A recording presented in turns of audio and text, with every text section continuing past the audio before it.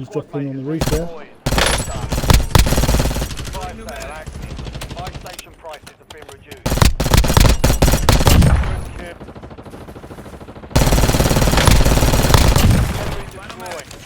Attack map to hunt down the rest. Good driving in.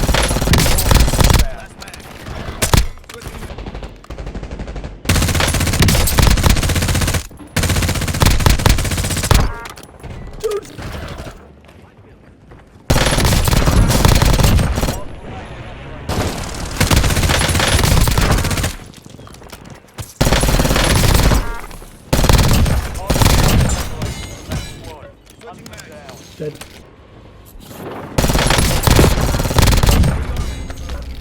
Watch your six.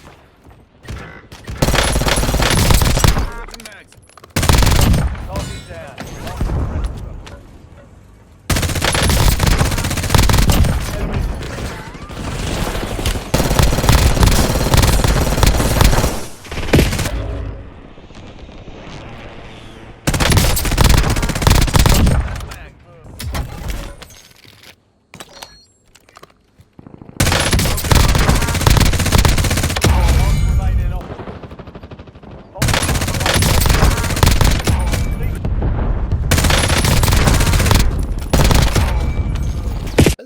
Okay, hooky dokie. Back again. Going to do a loadout for the FFAR1. And I'm going to pair that with the Kompakt. It says war, it's because I'm using a blueprint. So we'll quickly go over that. So it's the FFAR1, Kompakt, nunchucks. I keep changing these just for a laugh, see which one I like the most. But they just basically, if you're stuck in the gas or you're trying to get away quick, you switch to these by holding down B on Xbox. And you can run a hell of a lot faster. Got shock charges. I'm finding these really, really fun at the moment. Like, you know, you can stick them on people and they go crazy and start randomly shooting. And they're a little bit harder to spot than spring mines and other stuff. Like, you can put them on ceilings, corners of rooms, and it's got quite a good spread on them. Impact grenade. Just because sometimes you can't get the knife kill. You know, if you down someone far away, I like to play mid to long range most of the time, but if you down them and they've crawled while you're reloading into a corner or something like that, you're not going to jump down and parachute down there to try and get them. So impact grenade, throw it down, boom, killed. Survivor, I'm sure everyone knows what these kind of do now. You know, starts regenerating more quickly. Your allies can revive you quicker, and health begins to regen after 4 seconds. Tracker, I know people have used all sorts of things. People, sprinter's the best, reactive armor's the best, quick fix is the best. Don't get me wrong, all of these are really, really good. Most of these are actually really, really, really, really good. I've just used Tracker since it came out. I thought it was a fun thing to have. I found it quite OP. It is actually quite OP. You know, you hit the enemy and it outlines them for a period of time. Obviously, if you hit them and then you hit them again and hit them again, it doesn't just outline it for you, but it outlines it for the entire squad. So the entire squad can kind of see, and if someone else has got a slightly different angle to them, they're dead. And then again, people use a lot more. I know a lot more top streamers and players use Gunho. Personally, I've tried to use it, and don't get me wrong, there's been times where I've been caught out where I'm not tack running and trying to reload, and I've been owned. Resolute is a good one. Ghost, again, these are all quite good. Alertness, I don't think it works as well as it used to. I used to play this last year in Warzone, and I found this quite clutch. It was a really, really good perk. But I like to play with groups. I like to play with my partner. And Birdseye for me, you know, the UAV's 25% bigger for me, so you know I can see a lot more on the UAV. it detects players with ghosts, and it also shows the direction of the players. So it's almost like a hybrid UAV, and it shows it for the player, for my team as well. So I find that quite a good perk to have. So that's a rundown of that, and then we'll get stuck into the FFAR. So I've got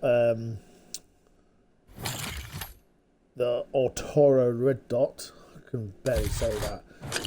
I do mess around. The optics are totally preference.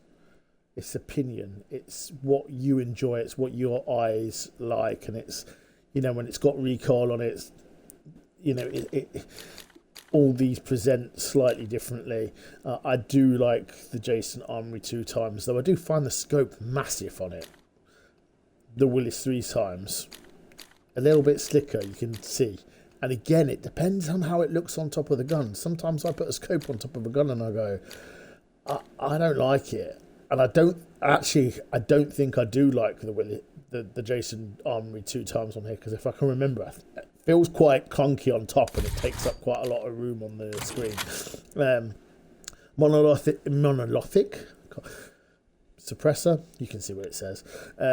Damage range, bullet velocity. Obviously, it's a suppressor, so no one can see you. For this one, got gain twist. You know, reinforced would be okay,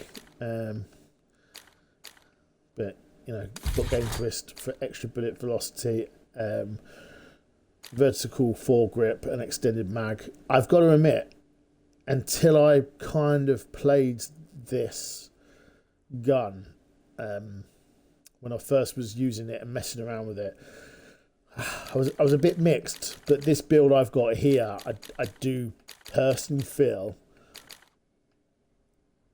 it slaps arse. I'm not going to lie. The other thing I'll just quickly go over as well, which some people don't go over when they're making these videos. Ignore that. You can put whatever you want on the accessories and stuff. I just like to have it tells me my kills. I don't need to check the leaderboard when I want to see how many kills I've got. You know, is the reticle. Have a play. Mess around. I mean, I don't play zombies anymore because I just think that's shocking. You know, you've got the multiplayer version of all these different reticles. You've got Warzone ones. I've got them all unlocked now.